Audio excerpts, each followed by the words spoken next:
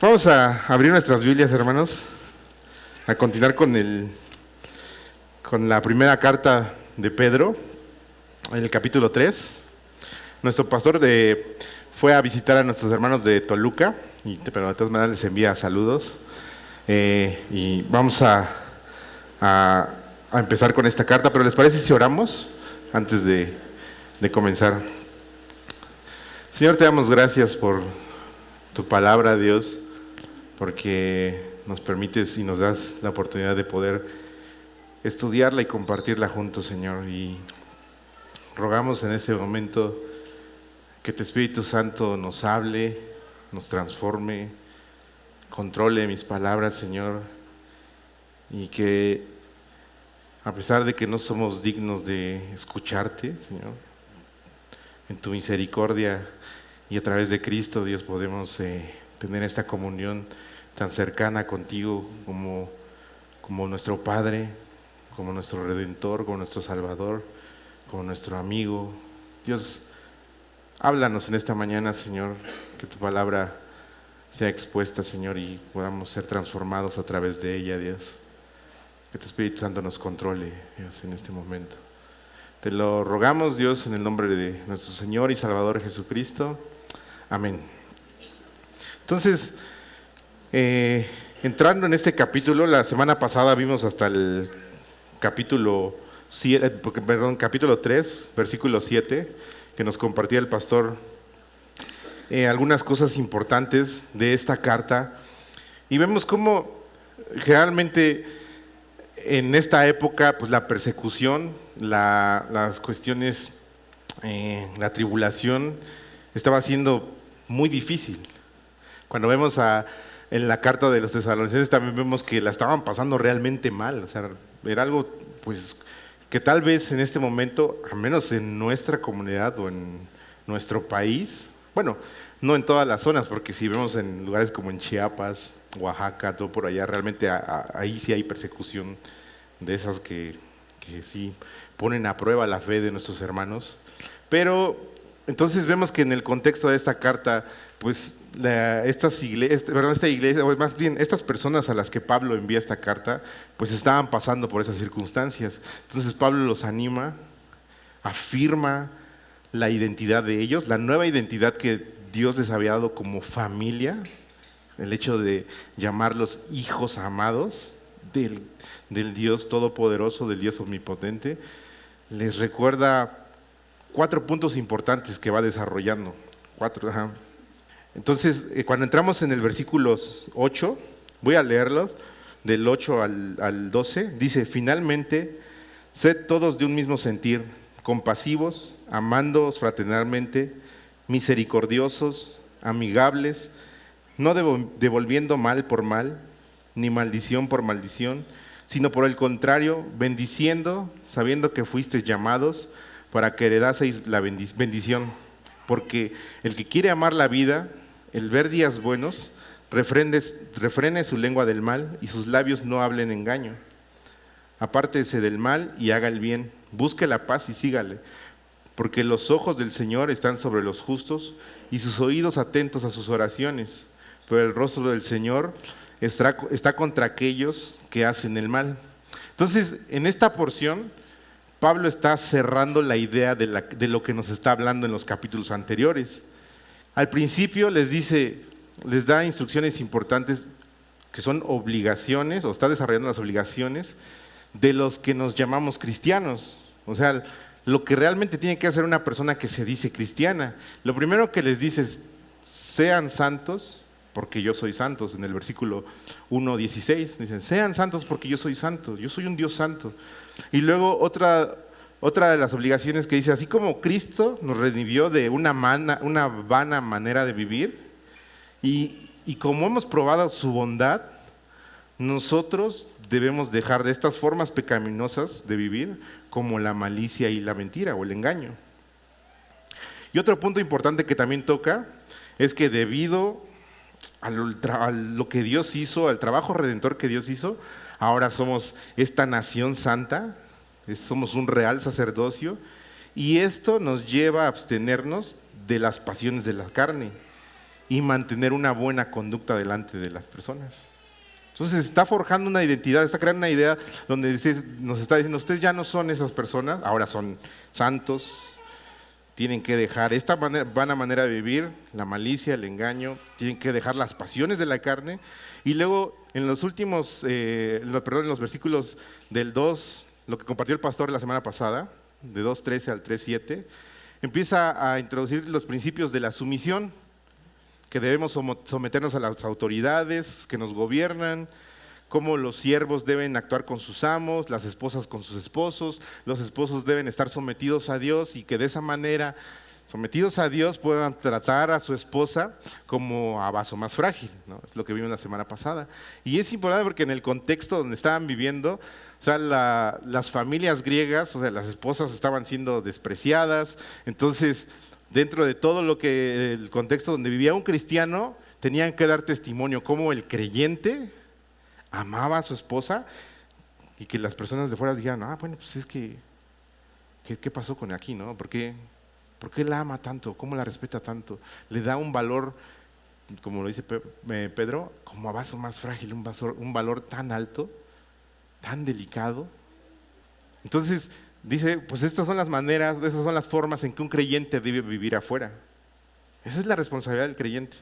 Y ahora Pedro, cuando empieza el versículo 8, empieza a cerrar esta idea recomendándonos o ayudándonos a entender lo que hace falta, además de esto, de lo que acabamos de mencionar, qué es lo que hace falta para terminar de modelar una vida que ha sido transformada por el Evangelio. ¿Qué es lo que hace falta? Y dice, finalmente, sed todos de un mismo sentir, compasivos, amándonos fraternalmente, misericordiosos, amigables. Entonces, Pablo empieza con esta palabra, finalmente, es decir, en conclusión, cuando ya estás dando testimonio a los hermanos, a las personas de afuera, de quién eres en Cristo, de tu nueva identidad, de cómo debes someterte a tus autoridades, cómo debes respetar a tus amos, patrones o donde trabajes, y luego cómo debes tratar a tu esposa. Además de esto, finalmente, en conclusión, dice, sed todos de un mismo sentir. Entonces, a lo que Pablo nos va a llevar es a ver más virtudes de la vida cristiana. Y la primera es el sentido de unidad.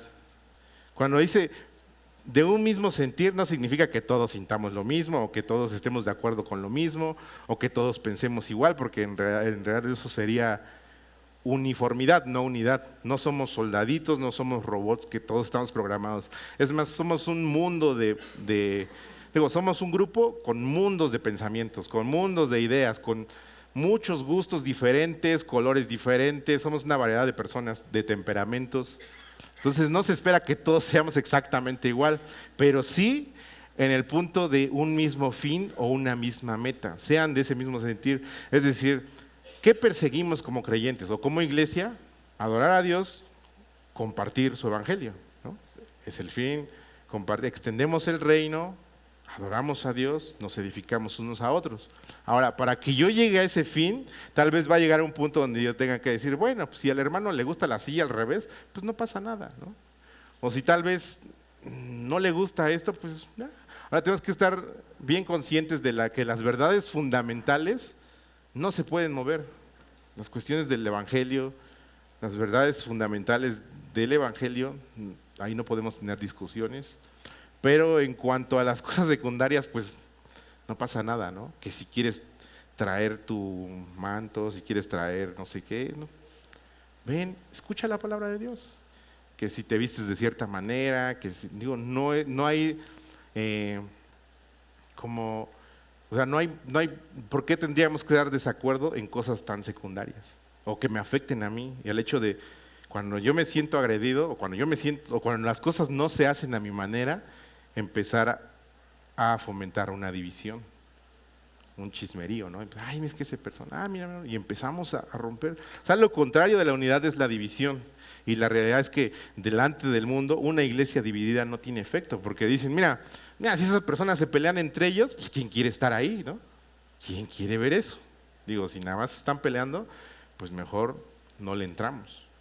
Y el apóstol Pablo, en el libro de Filipenses 2, da una explicación de este mismo sentir, lo que debemos aplicar. Dice, por tanto, si hay alguna consolación en Cristo, si algún consuelo de amor, si alguna comunión del Espíritu, si algún efecto entrañable, si alguna misericordia, completad mi gozo, dice, sintiendo lo mismo, teniendo un mismo amor, unánimes, sintiendo una misma cosa. Ahora, no es el mismo sentimiento de que todos estamos igualitos, no. El mismo fin o perseguir la misma meta, la unidad de la iglesia. Y dice, y menciona Pablo las cosas que provocan totalmente lo contrario. Dice, no hagas nada por contienda, o sea, nada más por quererte pelear, o sea, no seas peleonero, no hagas nada por contienda. O la segunda, vanagloria. Cuando nosotros buscamos el hecho de glorificarnos a nosotros mismos, vamos a querer conflicto dentro de nuestros hermanos y vamos a provocar una división. La vanagloria, el hecho de hacer las cosas por ser aplaudidos, por ser reconocidos, porque en el momento en que algo no nos guste, vamos a tronar y nos vamos a enojar con las personas. Entonces tenemos dos puntos, la contienda, la vanagloria. Dice, antes bien sed humildes, estimando cada uno a los demás como superiores al mismo. Y ahí tenemos otro concepto. Tenemos que decir, hermano, tú eres importante para mí. Lo que hago es importante porque tú tienes que ser edificado. Dice, no mirando cada uno por lo suyo propio. Y ahí es donde otra vez muchas veces tenemos este conflicto. No, pues es que a mí me gusta así, yo pienso así, me peleo con todo el mundo porque así quiero. Porque estoy buscando lo mío, porque estoy buscando el que yo sea el que tenga la razón, que yo estoy buscando el que siempre estoy buscando mi propio beneficio. Dice, sino cada cual también por los de los demás. Entonces, si lo que yo hago está provocando que los demás tropiecen, ¿qué es lo que tengo que hacer? Buscar, hermano. Y ¿saben qué? Muchas veces no llegamos al punto de que nos duela hacer piedra de tropiezo. Al contrario, nos agrada hacer la piedra de tropiezo, decir, que se topen conmigo para que vean cómo se hacen las cosas. ¿Qué dice? Pero nosotros nos debe doler ser piedra de tropiezo. Lo que yo hago está provocando que un hermano, que mis hermanos estén en conflicto, voy a dejar de hacerlo, o voy a esforzarme por hacerlo, o voy a hacerlo por diferente, no buscando lo suyo propio. Siempre estamos pensando siempre en nosotros mismos, siempre en nosotros mismos. Entonces, haya pues en vosotros este sentir que hubo en Cristo Jesús. Y tenemos la referencia más hermosa, que dice que el cual siendo en forma de Dios, no estimó a ser igual a Dios. No se aferró a eso. Dice que se despojó a sí mismo tomando forma de siervo, hecho semejante a los hombres. Y estando en la condición de hombre, se humilló a sí mismo hasta la muerte. Y no una muerte sencilla, la muerte más difícil. Siendo el creador y rey del universo, dijo, ok, voy a ir porque los amé tanto y voy a servirles. La unidad, sed todos de un mismo sentir. Tenemos que pensar en la unidad del cuerpo de Cristo. Y luego menciona, dice, compasivos. La palabra significa sufrir con. Cuando nosotros vemos a mi hermano sufriendo, yo en compasión siento o me uno a su sentir. Me uno a lo que está y decir, bueno, si tú estás dolido, hermano, pues yo no sé cómo ayudarte. Muchas veces cuando hay personas que están pasando por momentos difíciles, creo que a veces no hay nada que decir, no hay más que dices, bueno, hermano, te voy a dar un abrazo, porque, no sé, cuando está pasando en la cuestión que fallece una persona o algo así, dices, bueno, ¿qué te puedo decir? ¿Sabes? Si la persona era creyente, pero el dolor, dice, pues solamente te voy a abrazar. Y con eso muchas veces podemos confortar a las personas, pero sí sentir lo que sienten. Si el cuerpo se duele, si una parte del cuerpo se duele, todo el cuerpo se duele, ¿no? Si mi dedito chiquito está ahí, que me está, ¿cómo se llama?, enterrando una uña, no estoy tranquilo, ¿no? No puedes ni caminar, no dices, porque todo el cuerpo lo siente. Y creo que eso es parte de la unidad cuando una persona está pasando por situaciones difíciles o tal vez una situación de pecado que está trayendo dolor a su vida o a la vida de su familia. Hermano, aquí estamos contigo. También lo sentimos. Luego dice amor fraternal. Esa palabra es Filadelfos, que ama a los hermanos. dice un autor anónimo, dice, pues recuerda que que el verdadero amor no se origina necesariamente en las emociones, sino en la voluntad, que no consiste en sentir, sino en hacer, no en el sentimiento, sino en la acción, no en palabras suaves, sino en acciones nobles y desprendidas. Es decir, cuando amamos a los hermanos, no precisamente tenemos que estar, de repente, ¿y a poco no se nos hace bien fácil amar al que nos ama? Dice, pues, me cae bien, ay hermano, ¿cómo te amo? Y es bien fácil. Y Jesús lo dice, ¿qué mérito tiene? Que ames al que te ama, porque amar a tus enemigos, al amar a las personas que no te aman, pues ya es un trabajo más, es una decisión, porque estás mostrando el verdadero amor. No se originan simplemente emociones, y eso lo entendemos bien. El amor no es una emoción, es una decisión, y cuando yo muestro amor por mi hermano, no dejando ser afectado por las emociones, sino por la decisión de decir, esto es lo correcto y esto es lo que debo hacer, y lo voy a hacer delante de Dios. Y cuando empezamos a tomar decisiones para amar a nuestros hermanos de esta manera, empieza a surgir también, yo creo que cuando empiezas a surgir el sentimiento, dices, bueno, entiendo lo que está pasando, me compadezco con él, y lo empiezas a conocer y empiezas a amar. Cuando hemos decidido actuar, no en base a nuestras emociones, sino a nuestra voluntad o a nuestra decisión. Luego menciona misericordioso, que esta palabra tiene que ver con un corazón sensible a las necesidades y a los sentimientos de los demás. Muchas veces vamos a tratar de seguir, pues es que si se enojó, pues es su problema, ¿no? ¿Yo qué? Pero nos preocupa el hermano. Nuestro corazón tiene que ser sensible a que, bueno, si afecto de esta manera a mi hermano, si tal vez yo pudiera hacer algo, voy a tratar de hacerlo. Misericordioso. Amigable, que habla de cortesía o humildad. Amigable viene de esa palabra, sería la palabra cortés. Bueno, en otra traducción es cortés. ¿Qué significa cortés? Es pensar humildemente acerca de los demás. Es actuar o hablar con gentileza. Es decir, la cortesía sirve a los demás antes que a mí. Aprovecha toda la oportunidad para ayudar. Todo el momento que hay una oportunidad para ayudar, es, hey, hermano, yo puedo. ¿Se necesita esto, hermano? Necesitamos mover esto, hermano. Aquí estoy presente, aquí estoy presto para el servicio. Esa es la cortesía. Alguien que está poniendo a los demás por encima de mi comunidad. Porque digo, si yo me agarro, me siento, bueno, pues estoy en la silla, estoy viendo que todos están barriendo, que todos están en sus actividades, y yo, qué padre. La cortesía, y que es algo que Pedro está demandando aquí, es, vamos, pila, sé cortés. Aprovecha todo lo que puedas para ayudar, y también da gracias rápidamente por las bondades que te dan. Es decir, cuando eres cortés, cuando eres amigable, si alguien te apoya con algo, hermano, muchas gracias, fue de tanta bendición, gracias, gratitud, mostrarte agradecido. Lo que estábamos viendo en la cuestión para el servicio aquí en el Ministerio de Alabanza, ¿no? Una de las cosas que se está empezando a ver es cómo las personas se están involucrando en el servicio de la iglesia. Es decir, si tú quieres entrar a la alabanza, primero te tenemos que ver siendo cortés. Ves que estás involucrado, que estás atento, que estás sumergido en la iglesia. La cortesía, bueno, para este ministerio, ¿no? Para el Ministerio de Alabanza. Estando prestos al servicio. No como un ministerio, es que estoy en el ministerio tal, no, sino personas que realmente estén aquí, aprovechando el momento de estar y sirviendo aquí, que allá se necesita esto, que se ven que los hermanos están lavando los baños o esto, hermano, pues a ver en qué apoyo. Esa es una actitud, y con base a eso vemos, bueno, estas personas están prestas para entrar a este ministerio. Entonces, tenemos que verlo de esta manera, amigable, tiene que ver con cortesía y ser.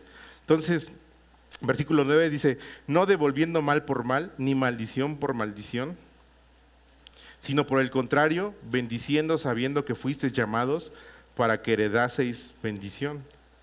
Ahora, todas estas cartas están escritas con un trasfondo de persecución y sufrimiento. Y a partir de aquí, hasta 1 de Pedro 4:6, el tema es el creyente y su relación con sus perseguidores. Y una y otra vez se anima a los creyentes a que padezcan por la causa de la justicia. Dice, no devolviendo mal por mal. Es decir, puedo padecer persecución, puedo padecer a causa de la justicia sin desquitarme. Y es que muchas veces nos pasa, ¿no? Algo nos lastima, ay, van a ver. Y quieres desvengarte y lo primero que piensas es, ay, le voy a demostrar y va a ver esa persona, o voy a ir, le voy a decir sus verdades, voy a ir y empezamos a pensar de esta manera. Y hay mucha gente que agarra y va, ¿no? Y tómala. Pero a lo que Pedro nos está exhortando es que a pesar de que estés padeciendo, de que seas la víctima, de que seas la persona que está sufriendo este agravio, dice, no devuelvas mal por mal. Se nos invita a padecer sin desquitarnos, a causa de la justicia. O sea, cuando estamos obedeciendo a Dios, cuando estamos sometidos a su voluntad, sin desquitarnos. En lugar de ello debemos bendecirlo. Y ese es el mandamiento de Cristo, no sé si se recuerdan. Dice, amen a sus enemigos, si les golpean un lado de la cara, pongan la otra mejilla. Ese es el mandamiento de Cristo y esto es lo que nos está exhortando Pablo. No se desquiten ni devuelvan mal con mal. Al contrario, bendigan a sus enemigos, bendigan a los que los persiguen, bendigan a aquellos que los están atribulando. Y es bien importante entender esto porque como cristianos, hermanos, tenemos que tener mucho cuidado de hacer daño a los demás. Que nuestras acciones por enojo, por venganza o por lo que sea, hagamos daño a nuestros hermanos. No somos llamados a hacer daño de ninguna manera. En el momento en que tú tomes la venganza por tu mano, estás diciéndole a Dios, bueno, el juicio que tú vas a traer en su momento, pues ya no va a aplicar para ti. La promesa de la reivindicación del creyente, cuando un día Dios juzgue al mundo con justo juicio, entonces tú ya te adelantaste. ¿Y qué crees? Va a decir Dios, yo lo hubiera hecho mejor que tú. Yo hubiera yo hubiera dado el pago mucho mejor que tú. Y tenemos esa esperanza de que nuestro Dios va a ver por nosotros. Necesitamos poner mucha atención a la forma en cómo respondemos a las personas que nos agravian, que nos hacen daño, porque tal vez nosotros decidimos honrar a Dios y vamos a sufrir consecuencias. Tener en cuenta que no debemos devolver mal por mal. Como Cristo, que se humilló a sí mismo, cayó, guardó silencio y fue directo a la cruz como una oveja al matadero. Él pudo haber destruido con un parpadeo a todos sus enemigos en ese momento, pero por amor a ellos y por el mandamiento de Cristo y para dar testimonio al mundo y a las personas de que nuestro corazón ha sido transformado por el Evangelio, tenemos que dejar que Dios tome cartas y no nosotros. Y luego cita el Salmo 34, dice, el que quiere amar la vida y ver buenos días, refrene su lengua del mal y sus labios no hablen engaño. Apártese del mal y haga el bien, busque la paz y sígala, porque los ojos del Señor están sobre los justos y sus oídos atentos a sus oraciones, pero el rostro del Señor está contra aquellos que hacen mal. Entonces, aquí Pedro nos da esta fórmula de una vida buena, de una vida que hombre a Dios. Dice, ¿quién es el hombre que desea la vida? Es decir, la persona que quiere desear la vida, y nosotros entendemos por desear la vida es el hecho de tener la vida eterna, de tener esta vida transformada, esta vida que muestre el Evangelio. Esa es la vida buena, una vida que honre a Dios. ¿Quién es el hombre que desea la vida? Dice, refrene su lengua. La persona que quiera tener una vida que realmente honre a Dios. Y quiero ver este juego de palabras. ¿Quién quiere una buena vida? Pues todos, ¿no? Dice, yo quiero una buena vida. Pero ¿quién quiere una vida buena? Una vida que honre a Dios. Una vida que se someta, que agrade a Dios, que Dios se vea agradado de esta persona. Que dice, Él vive para honrarme. Porque tenemos un ejemplo de una vida buena, ¿no? Perdón, de una buena vida. El rey Salomón. No sé si recuerdan. Dios le dio todo, todo. Y tristemente en su buena vida se apartó de Dios. En su buena vida construyó una casa que le duró 14 años, cuando tuvo una vida buena, construyó la casa de Dios, ¿no? De la mitad de lo que le construyó, de lo que tardó en construir la suya. Y cuando empezó a vivir la buena vida, se apartó totalmente de Dios. Empezó a meter mujeres en su harem, empezó a hacer todo lo que Dios le había dicho, no lo hagas. Como por ejemplo eso de negociar con Egipto, en la ley estaba que no lo hiciera y dice, bueno, pues ya tengo todo, ¿qué no puedo hacer? Y en Eclesiastés lo menciona, dice, yo he hecho todo.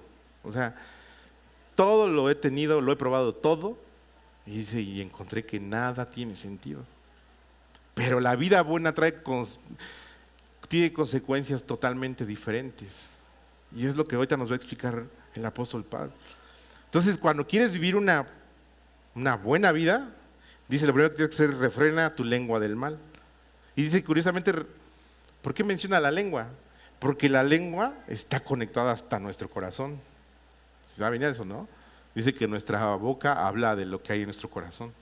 Es decir, cada vez que tú escuchas a una persona hablar de X o Y o ciertos temas, y vas a ver inmediatamente qué tiene en el corazón. Y que generalmente, como lo dice también la Escritura, que engañoso y perverso es el corazón del hombre. Entonces, si lo que hay en mi corazón es engaño, lo que voy a sacar es engaño. Por eso dice, y sus labios no hablen engaño. Y es bien importante esto de la mentira, porque se ha como pasado a un segundo término, pero la verdad es que la mentira, y creo que lo vimos en el libro de Santiago, hace mucho daño la mentira. Hace daño entre hermanos, entre congregaciones, entre esposos, entre padres e hijos, entre todo. La mentira es un daño terrible. Pero dice el apóstol Pedro, dice, si tú quieres vivir una vida que agrade a Dios, no mientas. Y cuida lo que hay en tu lengua, porque si no tienes un corazón transformado, donde Dios esté en el trono, si no tienes este corazón, vas a hablar puras perversidades, vas a hablar puro engaño. Y si quieres agradar a Dios, olvídate de estas cosas. ¿Y qué necesitamos? Un cambio de corazón, para que de lo que yo pueda hablar sea algo verdadero y santo, algo que agrade a Dios. ¿Qué necesito? Cambio de corazón. Entonces, si de repente nos cachamos, es que dije una media mentirita, ¿no? Nada más por quedar bien. No inventes. Eso está terrible. Está muy mal, porque trae deshonra. Y está diciendo que hay en tu corazón, que en tu corazón no está agradar a Dios. Dios, cambia mi corazón. Quita este corazón de piedra y pon uno de carne que desea agradar a Dios, que se duela de lo que acabo de hacer. Si fue una mentira, una mentirita, ¿no? Es que siempre dice una mentira piadosa, ¿no? Una mentira. Es algo que debe ser apartado de la vida del creyente, porque hace mucho daño. Apártese del mal. Y esta instrucción se nos da porque si nos vamos apartando del mal, significa que nos estamos acercando a Dios. Mientras más cerca estamos de Dios, más lejos estamos del mal. Y no solamente del mal, sino de las personas que se dedican a hacer el mal. Romanos 1 lo dice, que no solo que las personas que están en esas condiciones de pecado no solo merecen la muerte, no solo los que los hacen, sino los que se complacen con los que los hacen. Es decir, ¿con quién estás pegado? Y en el libro de Proverbios ahí menciona acerca de cuidarte de este escarnecedor, del que hace lo malo. Y hay una espiral bien extraña, porque cuando vemos, primero el proverbio dice, aléjate de ellos, cuídate de ellos, pero tú haces lo contrario, entonces te empiezas a acercar a ellos. Al principio, como creyente, estás incómodo, ¿no? Dices, como que, sí, no sé, pero bueno, voy a estar ahí, ¿no? De repente, ya te empiezas a reír con ellos, ya empiezas a tolerar, a pasar por alto, pues son así, son mis amigos. Y de repente, ya eres como ellos, así, la misma. Y al final, el proverbio dice, aléjate de ellos, tú te conviertes en la persona de la que los demás se tienen que alejar. Y es terrible. Llegas a este punto donde ahora tú eres de lo que un creyente se tiene que alejar. Dices, bueno, es que esto es mala influencia, ¿no? Se comporta de esta manera. Por eso dice, apártate del mal, apártate de lo malo y de los que hacen mal. Te van a llevar a la misma condición. Generalmente cuando estamos inmersos, por ejemplo, en este caso de yugo desigual, ¿no? La persona que anda con una no creyente. Dicen, yo la voy a jalar. Hermano, te van a jalar a ti. No vas a poder jalarla, porque no es tu trabajo. Es Dios el que tiene que tratar ahí. Entonces, dice, busca la paz, dice. La paz, esta palabra que es shalom, que significa poseer el bienestar y la benevolencia que Dios puede darnos. Por eso cuando los judíos se saludan, shalom es que el bienestar y la benevolencia esté contigo, la benevolencia de Dios esté contigo. Eso era el saludo. Y es lo que necesitamos para tener una buena vida, es la paz de Dios, que Dios nos ha dado las bendiciones, nos ha dado todo. Anteriormente, en el capítulo, la segunda carta la vamos a ver, que nos ha dado todo lo que necesitamos para una vida piadosa, todas las bendiciones, para que podamos mostrar una vida como Dios quiere. Y nuestra paz se hizo en la cruz. Es decir, la paz de Dios, cuando nosotros hemos creído en la cruz, Dios nos ha dado su paz. Entonces, si estamos en paz con Dios, no podemos estar en guerra contra nuestros hermanos. No podemos estar peleando con nuestros hermanos, ni mucho menos con el inconverso. Entonces, Pedro nos enseña estas virtudes y luego menciona cuál es la garantía que tenemos. Dice, porque los ojos del Señor están sobre los justos y sus oídos atentos a sus oraciones, pero el rostro del Señor está contra aquellos que hacen el mal. Entonces, cuando yo me comporto de esta manera, cuando yo he decidido honrar a Dios, aparto el engaño de mi vida, aparto todo lo que no agrada a Dios, aparto el seguir los deseos de mi carne, me comporto como un pueblo santo, dice, los ojos del Señor están sobre los justos. Es decir, Dios está observando todo. Y ahora, y no nos dice que los ojos de Dios están sobre los justos, no para librarlos del sufrimiento presente, pero sí nos dice que Él está tomando en cuenta cada acto que estamos haciendo. Es decir, si yo hice algo que agradó a Dios, lo toma en cuenta, muy en cuenta. Por eso dice, los ojos del Señor están sobre los justos. Él está viendo y se está agradando. Y cuando es lo contrario, pues igual. Es lo que está haciendo. Esa es la garantía, que Dios se está agradando de cada acción, de cada deseo de nuestro corazón que hemos emitido y hemos llevado a cabo. Él lo va a tomar en cuenta. Un día Él te va a dar todo lo que has hecho, la retribución a todo lo que has hecho. Dice, ¿y quién es versículo 13, perdón, ¿y quién es aquel que os podrá hacer daño si vosotros seguís el bien? Más también si alguna cosa padecéis por causa de la justicia, bienaventurados sois. Por tanto, no os amedrentéis por temor de ellos, ni os conturbéis. Y qué hermosa promesa, dice, ¿quién les va a poder hacer daño? Ahora, me acompañan a Hechos 4:24, que esto me recuerda mucho la oración de la iglesia de Hechos. ¿Quién podrá hacer daño?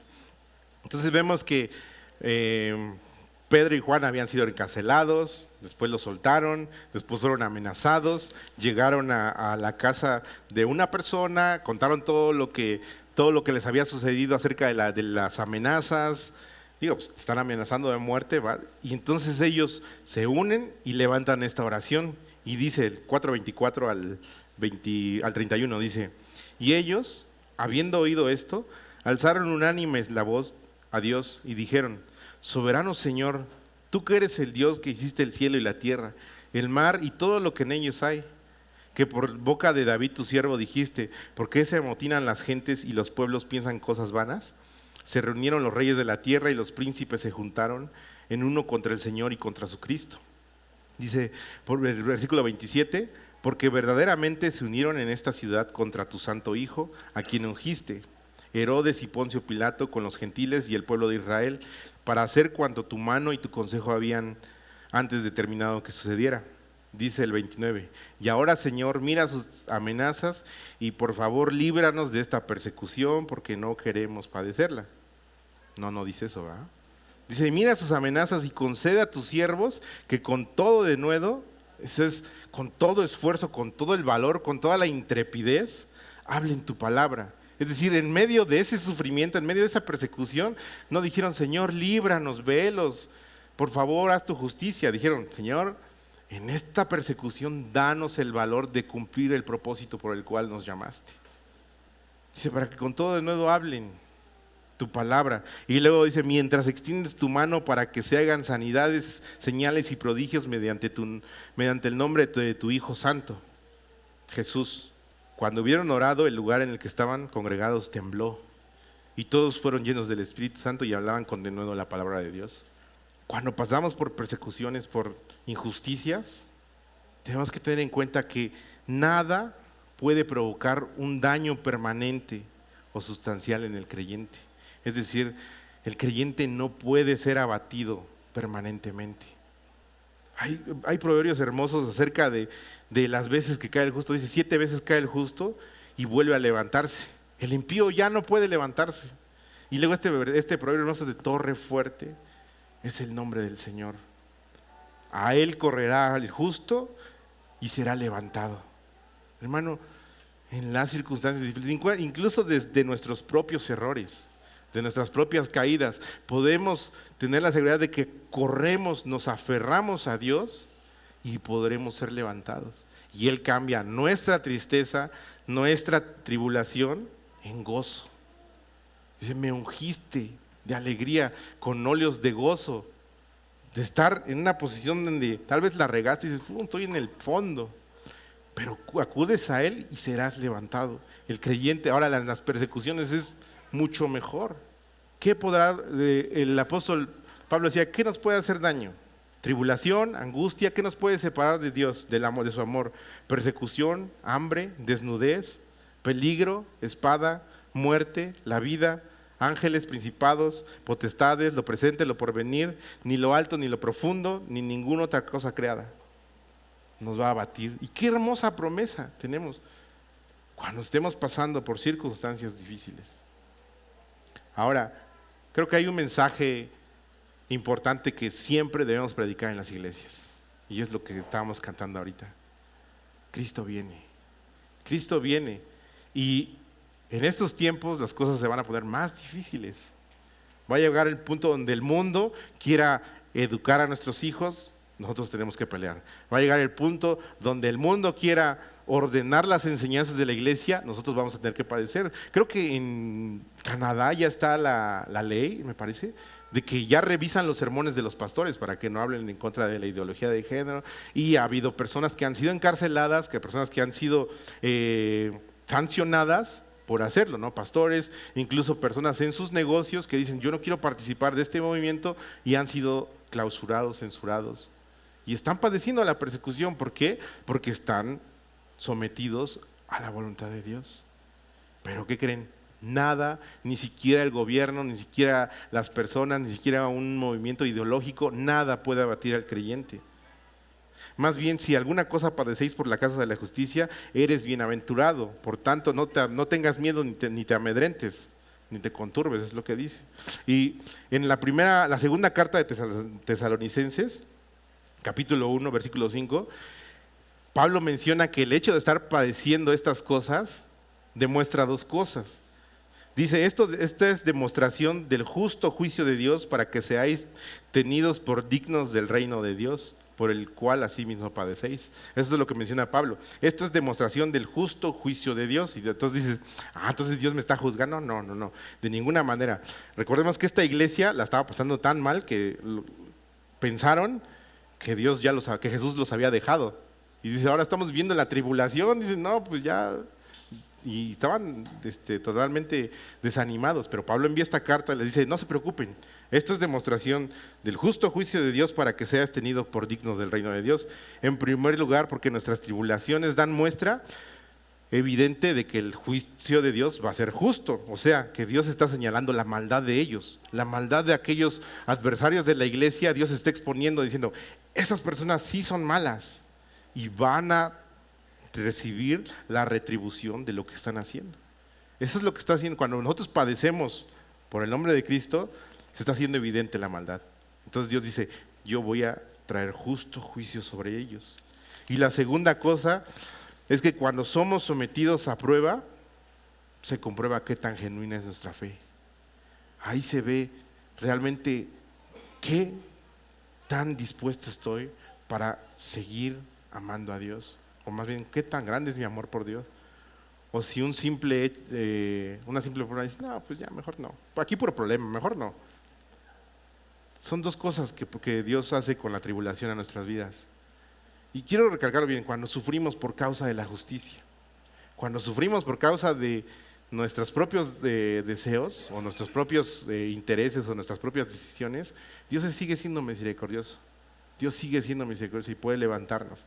Pero esto, porque muchas veces pasamos por situaciones donde, no, pues esta persona le gritaste a alguien y tú vas el domingo para la iglesia y ya se te hizo ahí la bronca y tú dices, ¡ay, persecución! El diablo no quiere, pero es tu misma carne lo que lo provocó, ¿no? Tú le gritaste a la persona y empieza la pelea y tú dices, no, estoy subiendo persecución o tribulación, que Señor ayuda. Dices, tú mismo te lo ganaste, ¿no? ¿Para qué andas así? ¿Para qué andas de carnal ahí entre los carros, ahí en el tráfico? Y dices, tranquilo. Dices, tú te la ganaste, ¿no? Pero ahora estamos hablando de una verdadera persecución. Digo, ¿han sido alguna vez injustos con nosotros? ¿Alguna vez hemos sido agraviados, estafados, incluso hasta dentro de la misma iglesia, ¿no? Porque Pablo menciona en Tesalonicenses, dice, no se engañen entre hermanos, o sea, no se engañen unos a otros, tengan cuidado de eso. Pero tristemente dentro de las iglesias dices, bueno, y eso es lo que pasaba en Corintios, que se estaban engañando unos a otros y después se iban a los tribunales y Pablo les dice, ¿no será mejor que sufran el agravio por causa del evangelio? Para que den testimonio, el mismo testimonio que Cristo dio cuando hicimos daño, cuando pecamos contra Él y aún así nos perdonó y nos extendió su gracia y su amor. ¿No será que ustedes puedan aplicarlo de la misma manera para que el mundo pueda ver, decir, pues bueno, estas personas no actúan como cualquier otra persona? Sufrir el agravio, perdonar. Ahora, amar es perdonar. Entre hermanos es, bueno, ya pasó, no lo tomo en cuenta, no pasó nada. ¿Por qué? Porque nos damos cuenta que la unidad nos lleva hacia la gloria de Cristo, nos apunta hacia Cristo, en la meta como iglesia. Pero si yo no puedo perdonar, si yo no puedo soltar, y tenga de cuenta, Dios un día va a juzgar todas estas cosas que se han hecho contra nosotros. Como decimos, el creyente no puede pagar mal. No puede pagar con mal, no puede pagar con el deseo de hacer daño. Entonces, si nosotros tenemos en cuenta que un día la justicia de Dios va a ser derramada sobre la injusticia del mundo, ahí se van a pagar todas estas cosas. Y yo en eso confío el creyente. Hemos puesto nuestra esperanza en que un día Dios va a pagar y Él va a pagar como se debe, no como yo lo quise hacer. Y creo que eso nos ayuda a decir, bueno, si un día Dios, tú tomas el control de esto, lo voy a dejar en tus manos. Todas esas injusticias que vemos en el mundo, la cuestión política, ¿no? Que ves como hay gente que se llena las manos de dinero y la injusticia y los jueces y todo esto es terrible, esto que va a pasar nunca va a mejorar. Tenemos que tener en cuenta que el mundo está en decadencia. Esto ya lo dijo nuestro Señor Jesucristo, las cosas se van a poner mal. Y ustedes van a sufrir persecución, pero recuerden que si han sufrido, recuerden que a mí me persiguieron primero, recuerden que van a sufrir aflicciones, pero ¿qué creen? Yo ya vencí al mundo y Él dice, la paz os dejo, la paz os doy. Voy a estar con ustedes todos los días hasta el fin del mundo. Y un día yo voy a cobrar por toda esa injusticia. Dice, mía es la retribución, la venganza y la retribución. Yo daré el pago. Entonces, cuando vienen estos momentos, creo que es importante tener en cuenta, Dios, está bien, yo lo voy a soltar, ¿para qué me lo guardo? ¿Para qué cada vez que veo estas injusticias estoy cargado y enojado y aparte me lleva a pecar? Porque es algo que no debo guardar en mi corazón, es algo que no debe estar en la vida como creyente, algo que honra a Dios, y es soltar. Pero tener esta esperanza, que Dios lo va a hacer. Luego, versículo 15. Dice, sino santificaos a Dios el Señor en vuestros corazones y estar siempre preparados para presentar defensa con mansedumbre y reverencia ante todo el que os demande razón de la esperanza que hay en vosotros, teniendo una buena conciencia, para que todos los en lo que murmuran de vosotros como de malhechores sean avergonzados, los que calumnian vuestra buena conducta en Cristo. Entonces dice, santificad a Dios. Estas palabras, cuando estamos en circunstancias difíciles, tenemos que santificar a Dios, es decir, reconocer quién es Él, honrándolo y sirviendo. Y esa palabra de, cuando dice santificado sea tu nombre, también tiene un término muy importante, muy hermoso, que es lealtad a Dios. Es decir, cuando dice santificado sea tu nombre, tú estás declarando que en tu corazón no hay nada más importante que Dios. No hay, es decir, tenemos a Dios como en otra categoría que no es nada de este mundo. Es decir, Señor, tú eres lo más fuera de estas categorías que conozco. Y mi lealtad está contigo. Eso significa cuando digo santificado sea tu nombre. Es decir, separas a Dios de todo lo que hay en tu corazón, de todo lo que amas, de todo lo que te gusta, todo eso. Lo separas a una categoría tan superior que dices, sí, mi lealtad sigue estando contigo. Mi amor total sigue estando contigo. Así tenga que padecer esto, así tenga que sufrir esto, no importa. Tú estás por encima de todo dentro de mi corazón. Eso significa santificad, la palabra santificad. Cuando vemos en el Padre Nuestro, santificado sea tu nombre. Es decir, que el mundo reconozca que tú estás en otra categoría y que te guardamos lealtad, que queremos honrarte y queremos servirte. Dice, santificad a Dios en vuestros corazones, y dice, y prepárense siempre para presentar defensa con mansedumbre y reverencia ante todo el que os demande razón de la esperanza que hay en vosotros. Prepararse, estar preparados. Y ahora, hay una rama ¿cómo me podrías llamar? Una vertiente del cristianismo que se llama apologética, ¿no? Que hay hermanos que con muchos estudios, son muy estudiosos, que tienen argumentos a todas las cuestiones de la creación, de cuestiones científicas, cuestiones teológicas, que se preparan para como debatir con el mundo ciertos aspectos teológicos. Y está bien, y todos nosotros tenemos esta responsabilidad de saber qué dice la Escritura acerca de ciertos temas, más bien de toda la vida. O sea, tenemos la responsabilidad dentro de meternos a nosotros mismos a la Escritura para poder estar siendo transformados día con día. Es decir, como dice Pedro, el lavamiento de la palabra, que nos va limpiando, nos va purificando, nos va quitando, y sobre eso vamos sabiendo situaciones de cómo actuar en la vida.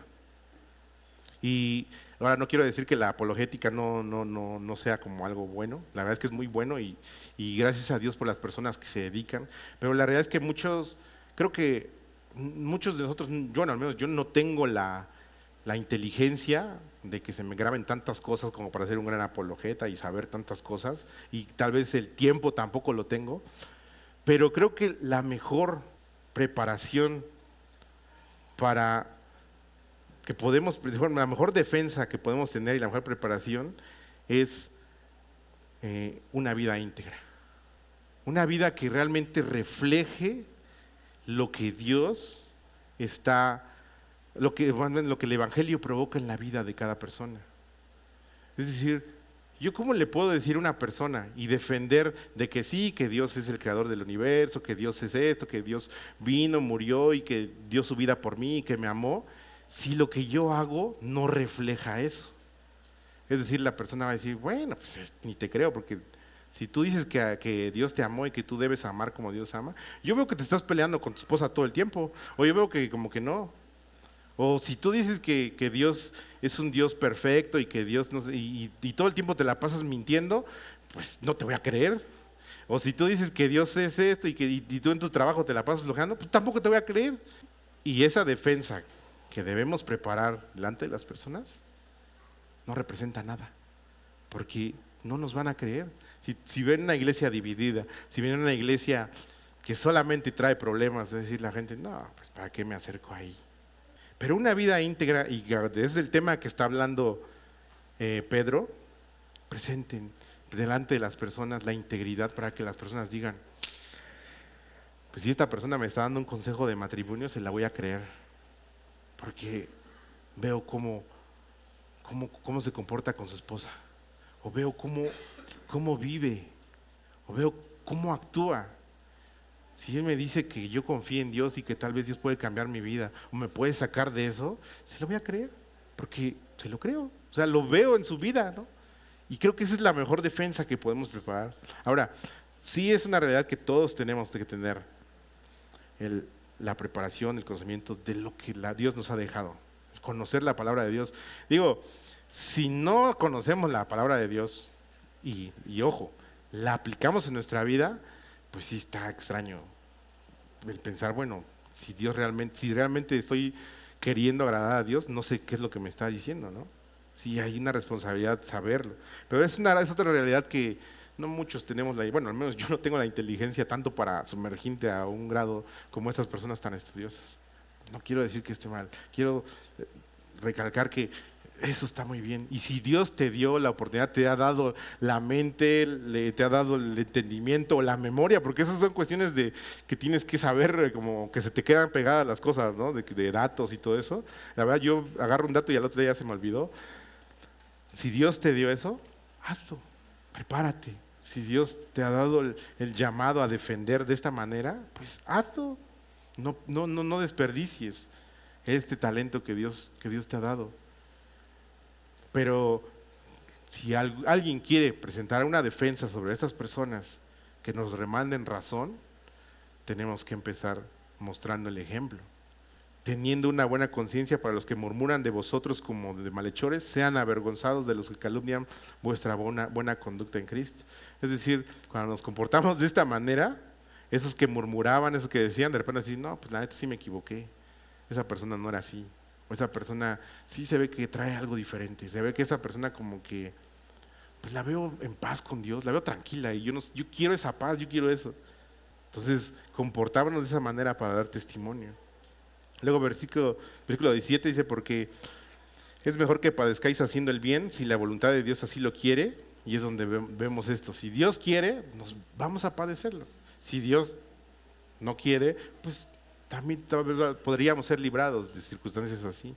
Pero vemos esta oración del libro de Hechos. Señor, mira sus amenazas, pero en medio de eso concédenos el valor de seguir cumpliendo con el propósito. Luego versículo 18 dice, porque también Cristo padeció una sola vez por los pecadores, el justo por los injustos, para llevarnos a Dios, siendo a la verdad muerto en la carne, pero vivificado en el Espíritu, el cual también fue y predicó a los espíritus encarcelados, los que en otro tiempo desobedecieron, cuando una vez esperaba la paciencia de Dios en los días de Noé, mientras se preparaba el arca, en la cual pocas personas, es decir, 8 fueron salvadas por agua. El bautismo que corresponde a esto ahora nos salva, no quitando las inmundicias de la carne, sino como la aspiración de una buena conciencia hacia Dios, por la resurrección de Jesucristo, quien habiendo subido al cielo está a la diestra de Dios, y a Él están sujetos ángeles, autoridades y potestades. Ahora, llegamos a un pasaje un tanto complicado, porque no tenemos mucha luz porque de este versículo se han hecho muchas teorías y muchas cosas que dicen, no, que esto y que el otro, y sí, la verdad es que es algo complicado. Muchos teólogos coinciden en esta misma posición, porque hay muchas posiciones, como que 3 las más importantes. La primera es como que Cristo, cuando murió, descendió, porque incluso también en el credo apostólico, descendió a los infiernos como a predicar el evangelio a los justos que en su tiempo no conocieron de Cristo, ¿no? Yo no creo que no considero esa posición como buena. Otra es que como que Cristo más bien estaba en Noé, algo así, y que como que condenando a los ángeles. De esa no me recuerdo bien, pero la que yo considero que es la más correcta es que, y creo que es viendo el contexto de la crucifixión de Cristo. ¿Alguna vez vieron la película de Narnia? Cuando ven que van a matar a Aslan y todos los demonios y cosas, bueno, animales raros ahí danzando y festejando ¿cómo se llama? La muerte de Aslan, bueno, en este caso la representación de Jesucristo. Cristo descendió a estos espíritus encarcelados a proclamar su victoria. Ahora, si nos damos cuenta, nosotros Digo, los ángeles no son omniscientes. Bueno, estos demonios o estas personas, estos espíritus encarcelados no son omniscientes, no saben lo que está pasando. Están encarcelados, ¿no? No tienen comunicación. Entonces, haciendo referencia a Filipenses 4, cuando dice que por lo cual Dios lo exaltó hasta lo sumo, que le dio un nombre que es sobre todo nombre, para que en el nombre de Jesús se doble toda rodilla de lo que está en el cielo, en la tierra y debajo de la tierra, y toda lengua confiese que Jesucristo es el Señor.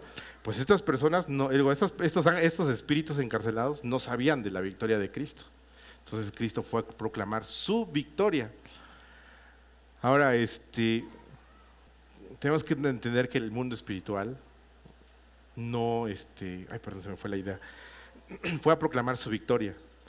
Entonces, para que se pudiera tomar esto de que también los que están allá abajo sepan de la victoria de Cristo. No fue específicamente, porque sí, algunos mencionan que fue a predicarles a las personas el Evangelio, pero no, fue a proclamar su victoria para que también esos que estaban enterados allá. Entonces, cuando vemos este concilio de demonios en la cruz, por eso cuando vemos que que Pablo menciona en Corintios que los gobernantes de este mundo no sabían del plan de Dios de redención. Si lo hubieran sabido, no hubieran crucificado al Rey de la Gloria.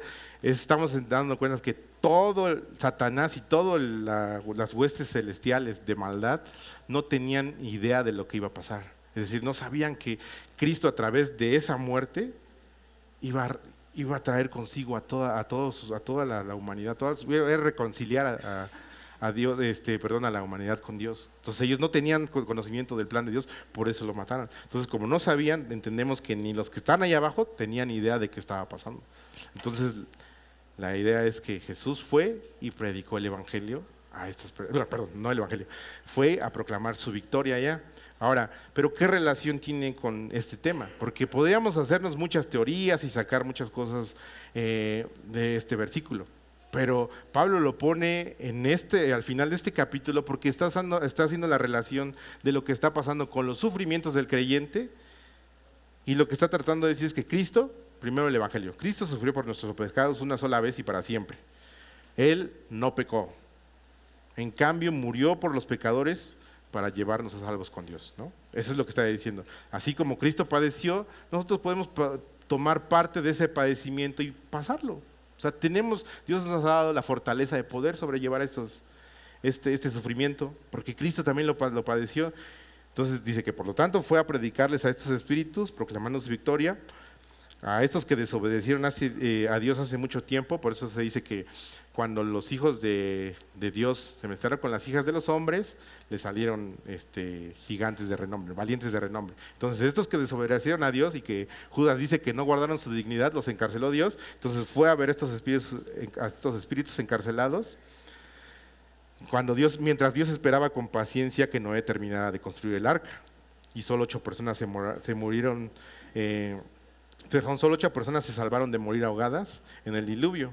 Entonces dice, el agua del diluvio simboliza el bautismo que ahora los salva a ustedes, pero no es la salvación que nosotros pensamos cuando venimos a Cristo, porque Él aclara, dice, no por quitarles la inmundicia del cuerpo, es decir, el bautismo en sí no nos quita la inmundicia, o sea, no nos limpia de pecado, sino es un símbolo de que respondemos a una buena conciencia hacia Dios y que es eficaz por la resurrección de Cristo. ¿Qué significa esto?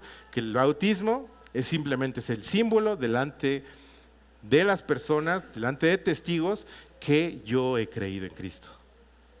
Ese bautismo es el símbolo donde estoy declarando ante ustedes, mis hermanos, ante las personas, e incluso ante las huestes celestiales, que si antes era de su equipo, hoy estoy en el equipo de mi Señor.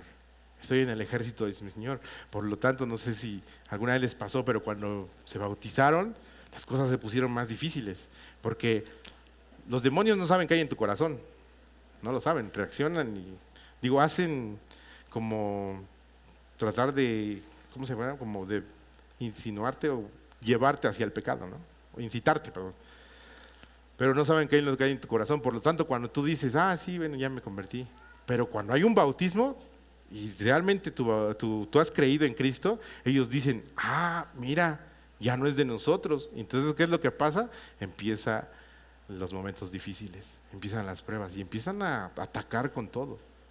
Porque ahora sí lo hiciste públicamente delante de Dios, delante de los creyentes y delante de las huestes espirituales. Y empieza una lucha. Pero es ese momento porque, digo, los demonios no están por todos lados, no son como que lo sepan todo, no es como que están así, pero en el momento en que te ven bautizándote, empieza y ellos entienden que tú ya no les perteneces. Y entonces el bautismo es ese, y ahora Cristo se ha ido al cielo, es decir, la vindicación, y así como nosotros estamos padeciendo, un día vamos a ser vindicados con Cristo, es decir, va a venir por nosotros y vamos a ir con Él, porque Él está sentado en el trono, en el lugar de honor al lado de Dios y todos los ángeles y autoridades. Entonces, ¿qué relación tiene? Estos sufrimientos van a ser vindicados cuando Cristo venga por nosotros.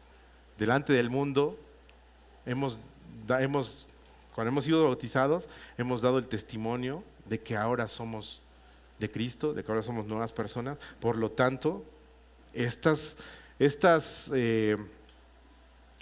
principios que Pedro nos está dejando de cómo llevar una vida que agrade a Dios, van a tener un resultado.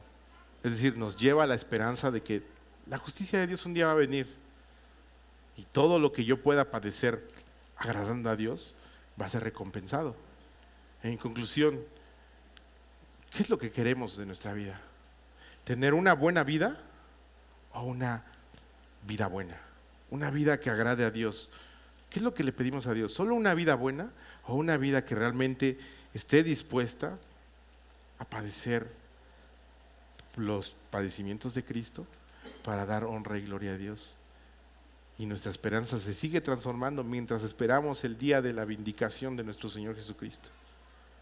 La buena vida no es algo fácil, no es algo que sea como color de rosa, como que todo tiene que estar a la disposición del creyente, todo, Dios tiene que estar a la disposición de sacar del sufrimiento al creyente, sino más bien es padecer por Cristo. Y en su momento, tal vez si Dios no te da la oportunidad, gracias a Dios, y si Dios te da la oportunidad, gracias a Dios, de padecer, pero nuestra fe sí es probada mediante los padecimientos y las persecuciones que el mundo pone delante de nosotros. Entonces, mantenámonos santos, como dignos de este pueblo que Dios ha llamado, que Dios ha apartado para Él. ¿Cómo? Mantengámonos unidos, seamos misericordiosos, seamos amigables, corteses, alejémonos de la malicia, de la mentira, de la maldad y honremos a Dios en todos los aspectos de nuestra vida. ¿Sí, hermanos? Bueno, vamos a orar para terminar. Señor, te damos gracias por tu palabra, Dios, y porque tú siempre eres claro, Dios.